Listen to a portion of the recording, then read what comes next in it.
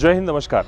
તાજેતરમાં જ Ahmedabad cyber crime બ્રાન્ચે ગેરકાયદેસર રીતે સિમ કાર્ડ વેચતા 3 શખ્સોની ધરપકડ કરીને મોટું કૌભાંડ ઝડપી પાડ્યું. ગ્રાહકોની જાણ વગર તેમના નામે વધારાના સિમ કાર્ડ ઇસ્યુ કરી કંબોડિયા અને દુબઈ ખાતે મોકલી લાખોની કમાણી કરતી ટોળકીનો પર્દાફાશ કર્યો છે. આરોપીઓ જુદી જુદી જગ્યાએ રસ્તા પર છત્રી લગાવી ટેલિકોમ્યુનિકેશન એજન્ટ બનીને બેસતા, સિમ કાર્ડ કઢાવવા આવતા ગ્રાહકોના પુરાવા અને ફિંગરપ્રિન્ટ લઈને ત્યારબાદ સર્વર ડાઉન છે એમ કહી સિમ કાર્ડ આપતા જ નહોતા, પણ ગ્રાહકની જાણ વગર એ જ સિમ કાર્ડને પોતે એક્ટિવ કરે અને તેને દુબઈ અને કંબોડિયા સ્થિત સાયબર ક્રાઇમ કરતી ગેંગને મોકલી આપતા. ગ્રાહકને ખબર પણ ન પડે અને તેના નામે વધારાના સિમ કાર્ડ ચાલી રહ્યા હોય છે. તમારા નામે સિમ કાર્ડ ચાલે છે કે નહીં, તાત્કાલિક તપાસો. ટેફકોપ દ્વારા તમે જાણી શકો છો કે તમારા નામે કેટલા સિમ કાર્ડ એક્ટિવ છે અને શંકાસ્પદ સિમ કાર્ડને બંધ પણ કરી શકો છો.